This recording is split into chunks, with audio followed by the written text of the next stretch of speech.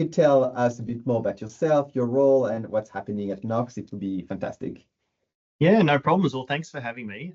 So yeah, my name is Greg Curcio. I'm the Director of Customer and Performance, part of the executive team here at Knox City Council. I've been here in the role for about 2 and a bit years. And as part of my portfolio is quite a number of the enabling functions that includes governance and risk, technology, strategy and transformation, customer communications, people, culture and development, and of course, big focus on our customer processes. So yeah, it's been a really wonderful start to my time here at Knox, and we're really delivering a lot of really strong programs of work to transform the organisation. So yeah, learning a lot. And prior to that, I was at Stonington, and prior to that, I was in public and private organisations. So I only really been in local government for about 4 or 5 years. Stonington, interesting. I was when I was living in Melbourne, that was my local government area. So yeah, interesting. Yeah, no, thank you. It's a very lovely area, lovely part of Melbourne. It is, and fun fact, I actually lived and grew up in Knox City since I was like 3 years old. So between the ages of 3 and about 20, 21, I was running around Knox and going to the parks and visiting Knox City and seeing movies and all that. So yeah, so it's funny how life goes full circle, right? So it's been nice to come back to the community that I grew up in. That's amazing. Oh, that's lovely. Do you still have still have family in Knox, or like people you know in the area? Not as much. My parents have all retired and moved out of the city, so yeah, it's just me and my family. So good. We're touching on your work and the very like impressive portfolio you have under you, which is not only customer experience, like so many, like it's such a large portfolio. What do you reckon are like the things you're the most proud of until now, or like if you could share some of your recent successes, that would be very interesting to know about what you've been achieving. Thank you. I think number one is definitely our customer experience maturity and what we've delivered in that space. That's number one with a bullet. So yeah, it is just been such a wonderful program that I've been able to see and oversee with such a wonderful team. And it's not just the customer and communications team driving those initiatives. It's a whole of organizational approach. The support that I've had from Bruce, my CEO, and of course my colleagues on the executive team, as well as all the senior leaders across the organisation. So that's been the number one, followed by really establishing our capital works technology and data program that underpins the delivery of those initiatives. And number three would be our service planning program. So we've planned for and reviewed majority of our services. Sorry, we've built service plans for all of our 120 services, and that's had a very much customer and financial sustainability lens across that. So all that builds out a really lovely integrated planning approach to continuous improvement and the way that we want to increase our performance organisation. So yeah, very proud of my team, and of course, we're in the middle of councillor induction and moving into establishing a new council plan and an organisation strategy that brings all that together. How large is the customer experience team at the moment at Knox? Oh, it's not large at all. So the folks that are working on the customer experience program, so we have a head of customer experience, that's Lucy Morse, and she's supported by 2 or 3 customer experience leads for that group. So it's quite a lean group, but of course within the customer and communications group, which is managed by Imogen Kelly, we're quite fortunate. We have the digital experience team. We also have the communications and engagement team, and we have the customer operations team, which is our frontline call center and triage group. So we're quite deliberate around bringing those functions together. It's not just about having dedicated CX people. There's a lot of folks that can assist and drive the initiatives, but don't have to be full-time CX specialists. No, that makes sense. That makes a lot of sense. Okay, great. And how about in terms of all this great work that you've been doing, what would you say are the key learnings or the key lessons that you've Yeah. come across throughout this experience? If you had to reset up a CX practice somewhere, it's like, what would you do differently potentially? Yeah. Or if you do exactly the same, maybe. No, I think there's always a ways to do it a bit better and differently. I'd say one of the things which I'd definitely do again, similarly, is start off with understanding the problem, which is basically a bunch of research. So prior to my arrival, I can't take any credit for this.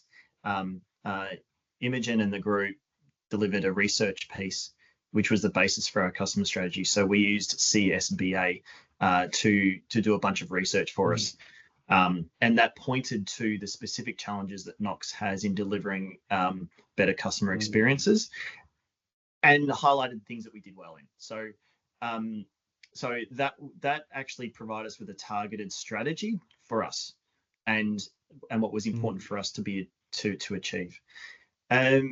So that approach really helped us formulate how the CX actions and the strategic objectives and the actions, and that strategy can be found on our website. So we have the councillors adopt that and endorse that in a public forum, and then that's now available to all of our customers and our residents on our website. So feel free to download it or have a look at that artifact.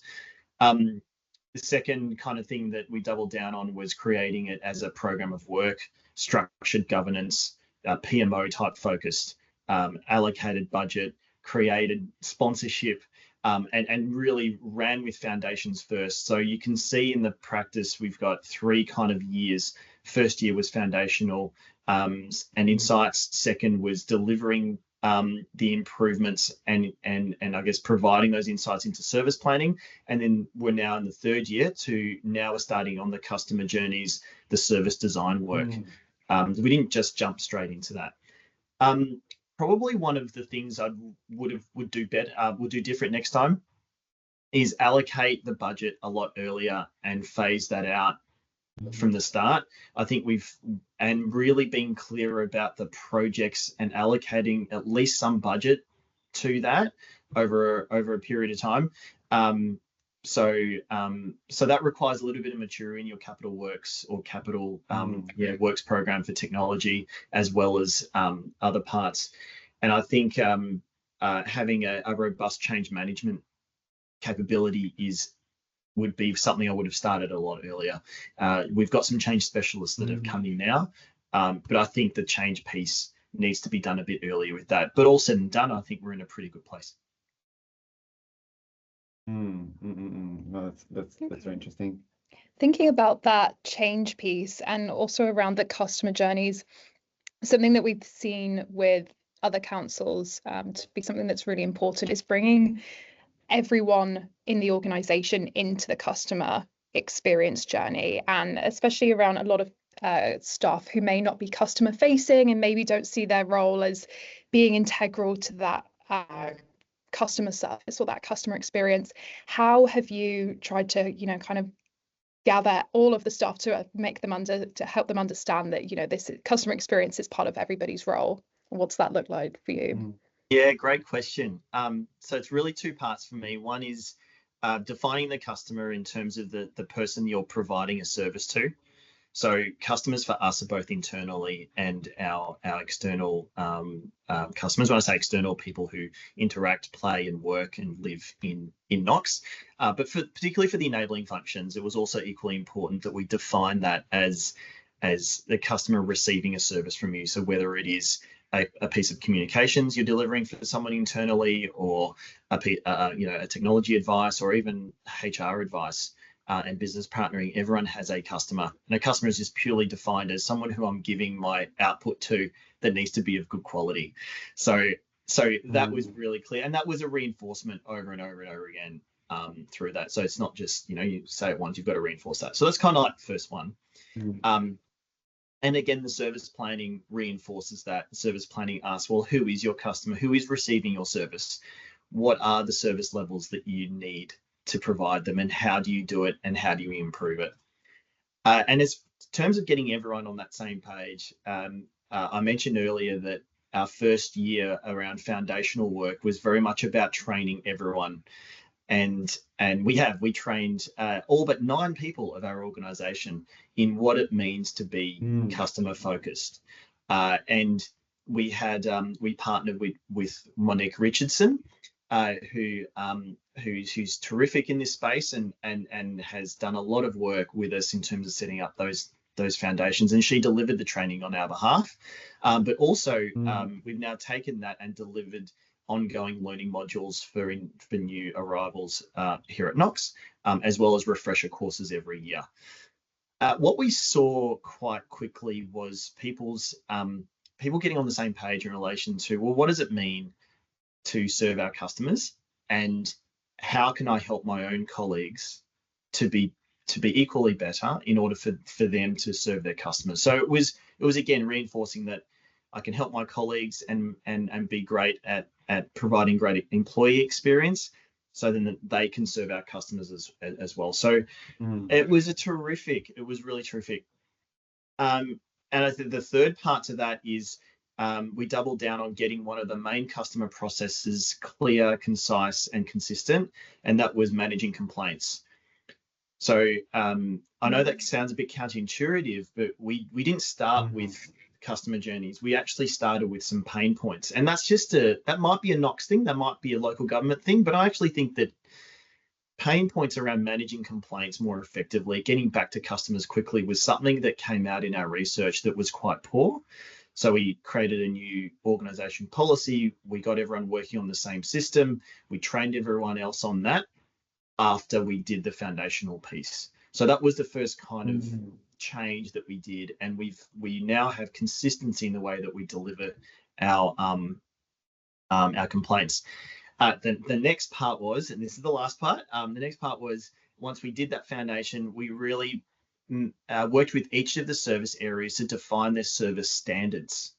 So, all right, so I receive a request on animal management or whatever that look like, providing an animal registration. What is a reasonable time for us to get back to them for that service? And then that is now published on our website, and now part of each of what we do for those services. So you can see how it layers. Like, you can't really start with those things unless you start with those foundations. But once you do, you can quickly do things that adds consistency and clarity to your customers around your services.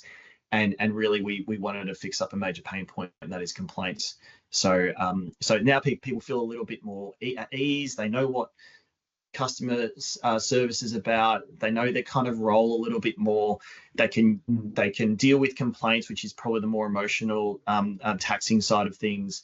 And now they're ready to really improve their services from a customer perspective. So yeah, it's quite exciting. And did we design it like that? I'd like to say that we absolutely designed everything perfectly like that, but I think that we learned what worked for Knox, and it was just this ongoing conversation with the executive team, led very well by our customer experience team as well. So yeah. No, that makes sense. I really like what you say in terms of the starting things a bit differently, like instead of journey, starting with pain point, it's more like pragmatic. Let's fix, the key issues that we are familiar with and we know how to fix. Do you think there are other things that are kind of unique to how Knox approaches customer experience? Like, because we're talking to other council, like Knox is seen a bit as the leader in CX in Australia amongst other local councils. So is there any I'm not asking for a secret recipe or secret sauce, but are there any kind of other aspect that from your perspective makes Knox unique from a CX perspective? Well, I've only worked in 2 local councils, so I can't really say. I've done some work in private and public organisations like National Australia Bank and Origin. I think everyone tackles it differently, and rightly so. It just depends on their organisation and where they're at. I think what was unique about us is we didn't rush into doing technology.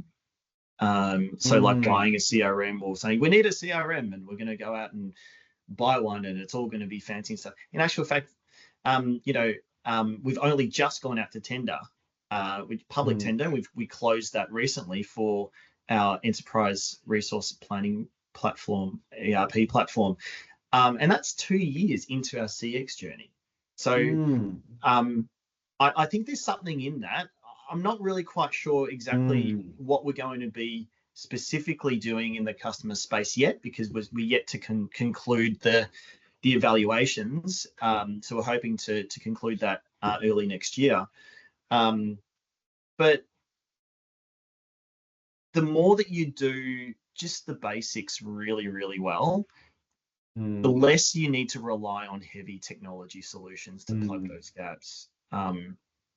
So that would be the first thing. Second is really defining, you know, what are you going, what does good and really good look like? So our community satisfaction scores and our maturity scores have increased remarkably over the last 2 years because of this program, because the effort the organisation puts into it.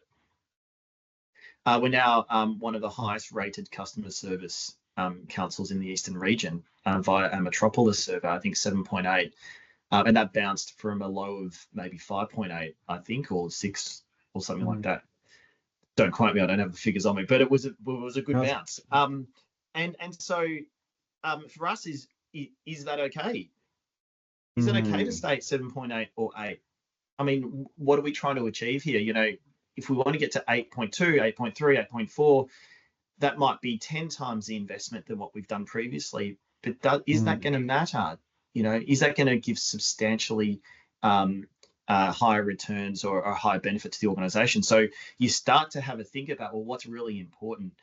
So probably one of the other secret things is we pause and reflect before we take that next leap. Say, okay, you know, where are we at today? Does it make sense to continue on this path with this assumption?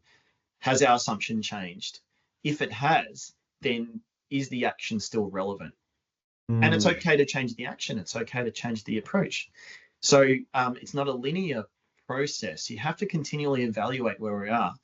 And just this week, we've resent our CSBA survey to the same questions that we did back when we started the strategy. We've just resent it out to all employees to see how we now compare to what we set out to achieve beforehand. Now, again, that's more insights for us to then determine, okay, do we go this way or do we go that way? So, yeah, I'm pretty sure most organizations have that same approach, but I think for us, that's what worked, and that's probably a little bit different maybe to other organizations. No, it is quite different. And like, as I said, look, talking to other council, like they say, well, where's my ERP? Where's my CRM? And it was like, I like your approach of like, before like jumping into a heavy investment, like what are we trying to achieve? Where's the value? Fix the basics, do the right things, and then potentially that will also reduce the dependency on big tech investment, which completely makes sense. Yeah, I would always, if I did this here, I would always again start with the pain of complaints. Complaints are an absolute goldmine. These are the people who make an effort to complain. You know, so and these are the ones where you're going to, if you can turn these folks around, they're going to be talking a little bit more favorably about the council, and you'll identify process improvements along the way, and you'll be able to make employees or help employees feel a little bit at ease. So I don't prescribe to always focus on the customer first all the single time, because I think there are some processes like complaints that really help employees. And if you can help our employees feel a little bit more confident, then absolutely that flows on to the customer. And why not start with complaints? Like, I'm sure you don't like dealing with complaints. I don't like dealing with complaints, but because it's not a nice space to be in. But if you can get some safety, if you get some safety around it, if you get people confidence around that and they can deal with it, it is actually a goldmine of insights, and it can turn the place around really, really quickly. That's true. And you're right. If people make the effort to raise a request, like raise a complaint, they might be out in the community doing the same, like complaining, and that potentially is very detrimental to the perception of council. So if you, as you said, turn them around, you reduce all these detractors and improve naturally the perception of council, which is a really good, really good tactic. Absolutely. And it creates less volume and transactions in the organization. So you get the bump of efficiencies. And with the cost pressures that we're finding across the board at council, we can't just go hire more people. We have to do something different with the resources that we have. And so by doing that, you create capacity within your customer team, which then allows you to go into different channels, like launching live chat, launching more sophisticated things, which are there to be had. But if you don't create that internal capacity and capability first, then you're not going to get the best out of those new technologies. So I'm all for AI. I'm all for automation around these types of things to give people more meaningful work. But you can't do that unless you free people, unless you provide people with the capacity to do it. Otherwise, you're just giving them more work, and it's not going to get done very well. So, no, for sure. That makes sense. That's interesting that you mentioned AI, because it's something that we've started talking to councils more about. We've been talking about AI strategy, things like that. And obviously, like you're saying, you need to have kind of the strong foundations within the organization in place before you can even start looking at that. But in terms of AI, or specifically generative AI, where do you see that sitting, or what value do you think that could bring in local government? Oh, look, there's no question that there's value in it. Absolutely no question in it. I would say is that how can the organization get the best out of it? And it's a spectrum, right? You can get something out of it right now, as long as you've got a really targeted use case and a really good targeted problem to solve, and you've got the funding and the capacity and capability to do it. And that's a deliberate decision. And then you've got, okay, do we need a broad-based strategy around AI, generative AI, and how it's used? Might be controversial for this, but I don't believe local government needs an absolute definitive generative AI strategy. Generative AI will be part of our tool set, and most likely the new systems and software that we're going to be purchasing is going to have it as part of it. So we don't, at some instances, we don't have to think about it as much as identifying what problems we want to solve for it, and then leaning in to strategic partners to tell us how we can get the best out of it. I will not be having an AI team. I think that will be a waste of money, a waste of ratepayers' money. We don't need an AI team. I need an enterprise architecture team in order for us to understand how we can leverage broad-based technologies and get the best out of our investment. That's a good way of using our council resources. But there are experts out there that will help us in the AI space. And in terms of the foundational stuff, our data and our information still needs a lot of work to be updated. In actual fact, this week I was talking to Imogen about how do we improve our knowledge base, because it's out of date. Unless you have a deliberate way of ongoing updates to your own knowledge base, whether it's internally or whether it's on your intranet or whatnot, then there really isn't a use for AI, because it's going to be fed bogus data and information. It's just going to create even more challenges. So again, foundational pieces are so important. They might not be the exciting stuff, but imagine having a stable knowledge base and a stable set of information that you're confident that the AI can draw upon. Sure, and then use AI. But for me, there's still so much work to be done foundationally. It's very easy to get distracted in the shiny objects. Trust me, I love a good shiny object and a good piece of tech.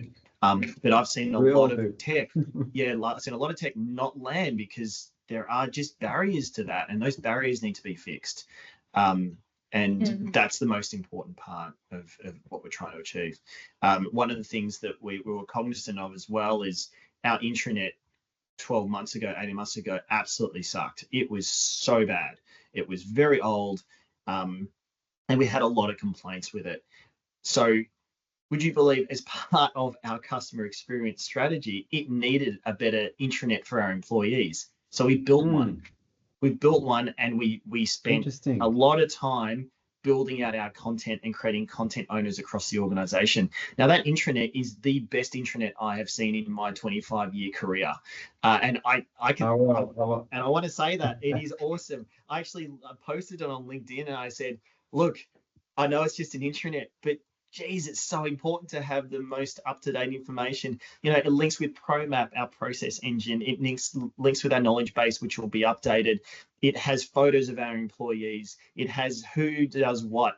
It's got we're building in a form workflow as well through that. And that in itself is so foundational that now we can look at AI next year.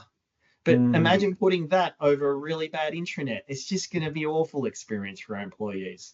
And so all these things are interconnected. And I think that you need to have these dependencies worked on and these blockages worked out before you step into some of these spaces. Oh, that makes sense. And I like what you said, like in terms of looking at where the value is for the business. So don't start setting up a team, maybe looking at even strategy, looking at like where are the use cases, where is the best, you know, bang for buck in a sense. And I feel like could it be a good opportunity? You also mentioned that you're about to look at, you know, service like journey mapping, maybe service blueprint to see how AI could fit in this future absolutely like customer and employee experience. Say, you know what, this is how we do the business. This is how we're going to deliver the services in the future. Is there an opportunity for AI to fit somewhere? Absolutely. When we've done our service plans and written actual, you know, the plans themselves, and these are workshops that we've done, all right, to understand our current state for a service, our future state. What are the opportunities for improvement to be efficient and effective? There's sections within the service plan that says, you know, future or innovations, future opportunities, and other threats within that. So every service looked at two things. What are the threats to the service when it comes to cost, regulatory impacts, external forces, but also what are the opportunities that we can use to make it better, faster, more appealing for customers? And within that, I've read some of our service plans, and there's a number in there that says leverage artificial intelligence. Now, that to me says that people are open to using it and allows us to then start designing some of those opportunities into the service plans. But by just going out and having a workshop going, right, how are we going to use AI? You'll get crickets. Or you'll get at best a nice workshop with a few ideas. This is now a deliberate approach to design services that are aligned to our budgets, that are aligned to what we do, that are aligned to owners of those services, so that they can play around with some of these opportunities and feel that they can actually make a difference in that service by utilizing some of this tech. And knowing that because we've done the foundational work, knowing that they can be confident in when we do step into these technologies, it will use current information from our intranet. It will use updated information from our knowledge base and our website. So, so that gives people confidence that they can actually go and design a really slick service, knowing that those inputs have been taken care of. Yeah, for sure. Yeah, 100%.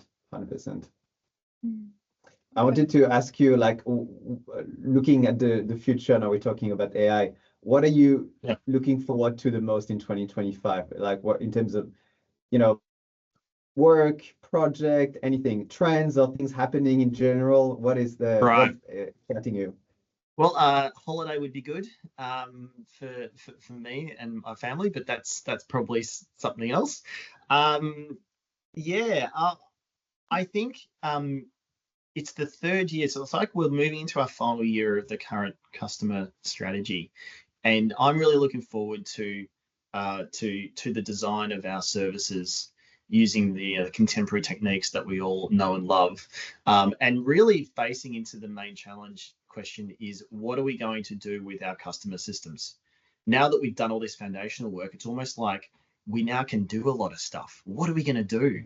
And that's exciting. It's really nice to be able to then have the confidence in a great team that is led by great people that are really customer focused and employee focused, sitting in a room saying, well, we don't have to worry about these blockages. Like there might be still be some, but we've done so much foundational work. We can be confident the organization's going to absorb this. So what can we do? What are some really more innovative things that we want to do? And I think that's exciting for the next year, is just really being allowed to have that freedom, have that innovative freedom around that, knowing that some of these things have been solved for. So yeah, it's pretty exciting. That's very good. Amazing. Do you have any Yeah, questions? Yeah, I wanted to ask a lot of questions, but we talk about generative AI and of course like it's all the buzz like people are trying to do, but with like so far like some minimum successes from what we've seen, it's like it's hard. It's difficult to wrap your head around and then to see where is actually the real value. So I really like your approach to say let's be pragmatic. Where's the value before we adopt a new shiny new solution, which is good. Do you see any other, could be technology, but any other, trends or things that will shape CX in local government or not only local government in the next couple of years? I mean, Gen AI is one, but do you see any other ones that would be interesting or that are just maybe just emerging right now?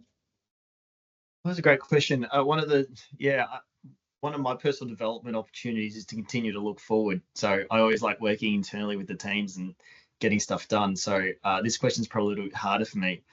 I guess the one thing that, and I can't really predict stuff, but one thing that starting to come across my desk a little bit more is because I'm accountable for the governance and risk space, which also includes privacy. I think there's going to be some divergence from what customers will actually start to allow us to use in terms of data. It's happening now anyway. So what restrictions and what obligations will be added to an already over-regulate, well, not over-regulate, because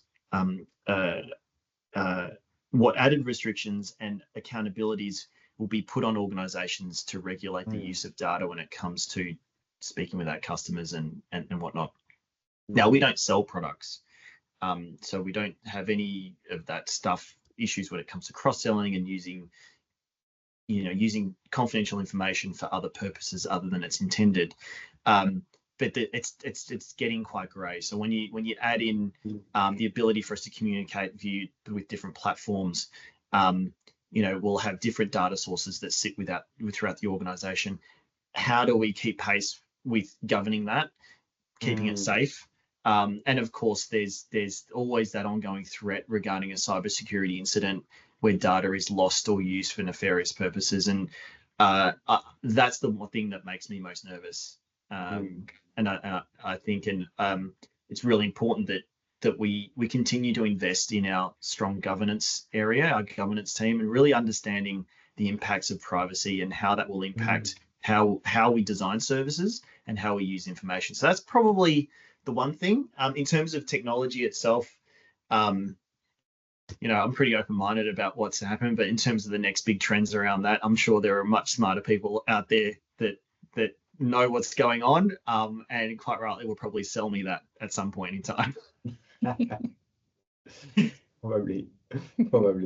Yeah, it's interesting what you said around data, because we've seen a lot of organization, local council say, we'd love to have this, single view of the customer. Therefore, to get this, we would love to be able to customer to log in and create, basically create accounts. So we could, over time, collect more information on them, understand exactly, the kind of services they're using, and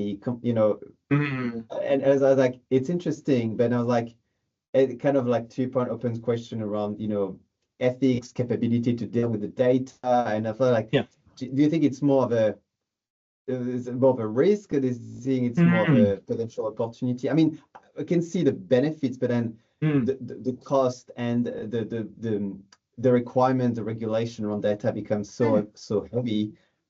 Does it outweigh the potential benefits of having this single view of the customer, which I think so. I don't see as much value as a single view customer here in a local government. We have 120 different services. I don't know, what's the problem we're trying to solve? Do we need to know whether or not someone has brought their child in for an appointment for an immunisation and is also a gym member at one of our aquatic centres, or has someone or someone who's been buried at one of our cemeteries or has a loved one there? Like, so what? Like what are you trying to solve? Like, okay, that's interesting. that person engages with a lot of council services. Great. And like, we can't sell them anything, and we don't want to. Like, and there's this element of this government overreach or government oversight, and we have to be careful. Like, the expectation is that we have higher. I think we should have higher standards as government entities around the safeguarding of personal identified information. And I don't know. I mean, I take from a personal experience, if I was called up by a council saying, "Hi, I just noticed that you've got a membership to this aquatic centre. Would you like, I don't know, would you like a discount on another?" I don't know. It's kind of like, oh, you're collecting all my data. I don't know. I certainly have received multiple complaints from the community, folks who are very sensitive to the way data is used, particularly in a government context. So we have to be really careful on how we do that, what problem we're trying to solve. And at the end of the day, does it actually give value back to the organisation and ultimately to the customers? If it doesn't, why do it? Might be interesting. Great. What are you going to do with that, So, yeah. You're right. What's the value to the customer? And even what's the value to council? As you say, you're not here to sell more of services or access. It's like, okay, what's the point collecting all this information? It's just extra cost and pressure. The data that we collect and the insights that we gather are based on what are people feeling about our current services so that we can improve it for them. Yeah, that's the most important thing for us. That's the most important thing. The other information we collect is, what do you think about this idea? So, we have a community engagement process around a website that says, have your say. We put projects up there. We put council plan ideas. We genuinely want to hear from the community, and we use those insights to inform decision-making about changes to policies and changes to, maybe capital works program or a playground or a council plan or whatnot. And we use that for a particular reason, or a budget. Say, hey, what do you want to see in our budget? We have to do these things, and we enjoy doing these things because it's for a reason. So that's the data that I'm interested in. That's the information I'm interested in, because it helps us improve our decision making, improve our services, and improve where we invest. That's what's important. What do you think about those? Have you say, like, those kind of like community engagement platform? Do you find them useful? Like, do you find the feedback is useful, or do you think it's sometimes a bit limited, and you need to explore other ways to collect feedback from the community on, whether it's a policy, a document? Yeah, that's a really, really good question, Pierre. I'll probably start out by saying is that the Have Your Say website and tool that we use is one of many ways that we collect community engagement feedback around ideas and projects. A good use of the tool actually starts from good community engagement planning right up front, where you say, well, what are you trying to achieve with this project? It might be a new playground, or it might be a new service, or it might be changes to a policy that the community needs engagement on. What do you want to achieve from that? And then what type of engagement is commensurate of that process? So we use the IAP2 spectrum, and from that, that's part of our community engagement policy, which is available on our website for all of our community to look at.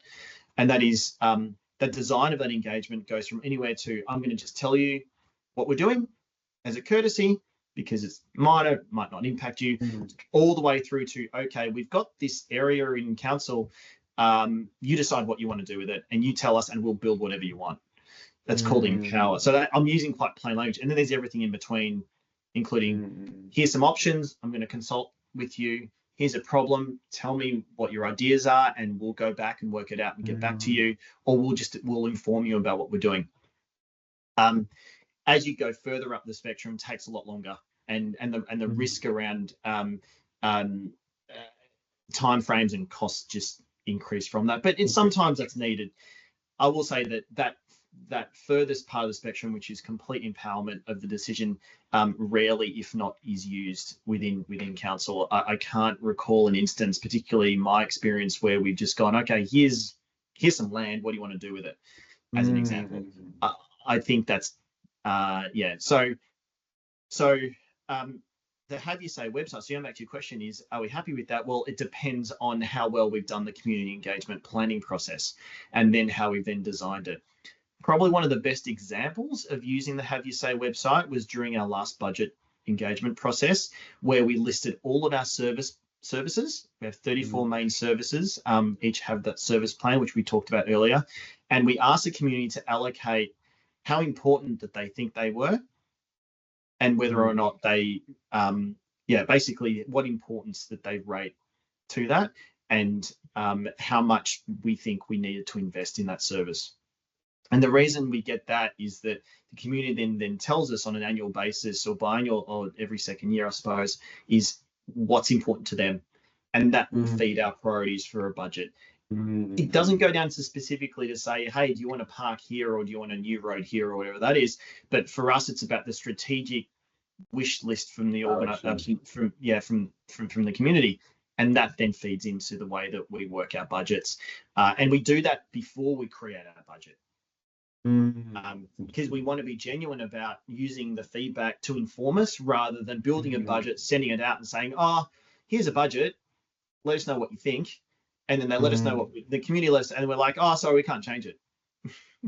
It is not genuine. So good community engagement has to be deliberately have a plan.